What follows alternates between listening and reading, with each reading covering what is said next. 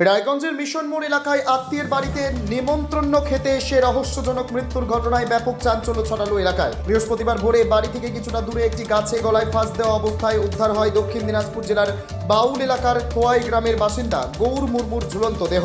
পরিবারের সূত্রে জানা গিয়েছে, বুধবার সন্ধ্যায় ভাগ্নি জামাইয়ের বাড়িতে বেড়াতে এসে অস্বাভাবিকভাবেই রাতের খাওয়া খেয়ে শুয়ে পড়েন তিনি। পরদিন সকালে স্থানীয়রা বাড়ির অদূরে গাছে ঝুলন্ত দেহ দেখতে পেয়ে পুলিশে খবর দেন। খবর পেয়ে রায়গঞ্জ থানার কর্ণজোড়া পুলিশ ফাঁড়ির পুলিশ ঘটনাস্থলে পৌঁছে দেহ উদ্ধার করে।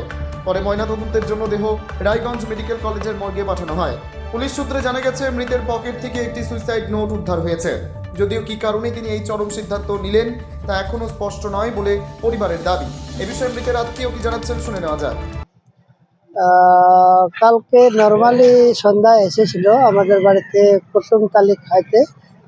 কুটুমতালি করতে আত্মীয় হিসাবে আমি আমার হিসাবে সব কিছু করে নিয়েছি, মানে আত্মীয় হিসাবে যা করতে হয়। কিন্তু রাতের আবহাওয়াটাই আমি ধরতে পারিনি। আবহাওয়াটা তো কালকে ঝড় বৃষ্টি গেল না, বিদ্যুৎ তো চমকা ছিল, ওটার মাঝে আমি কিছু বুঝতে পারিনি। কখন বেরিয়ে গেছে বাড়ি থেকে জানেন না?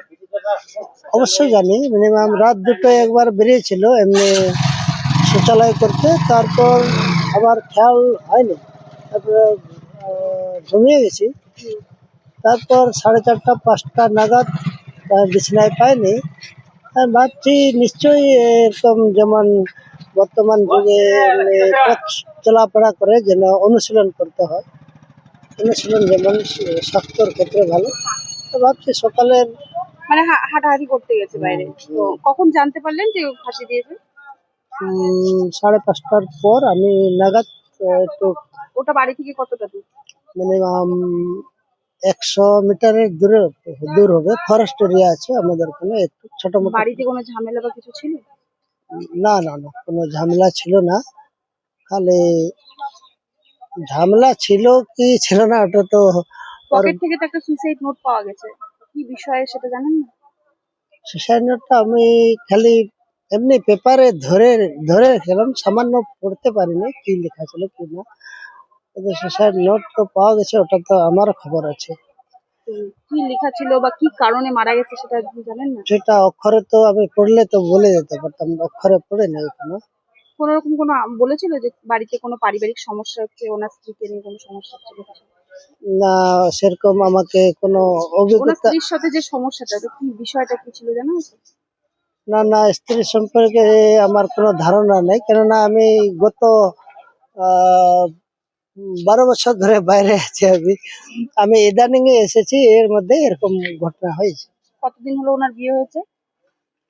নর্মালি 12 বছর গত হয়ে গেছে। নর্মাল 10-12 বছর। বাচ্চা কাচ্চা রয়েছে?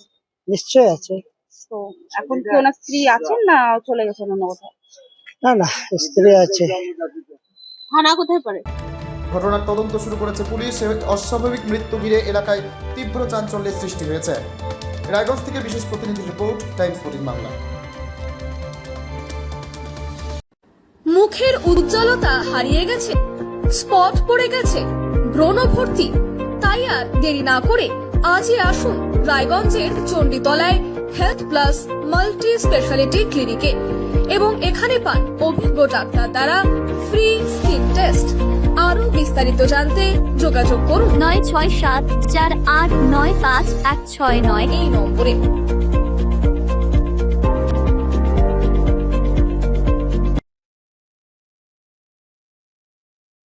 আজ তোমার বিয়ে সাজলো নতুন সাজে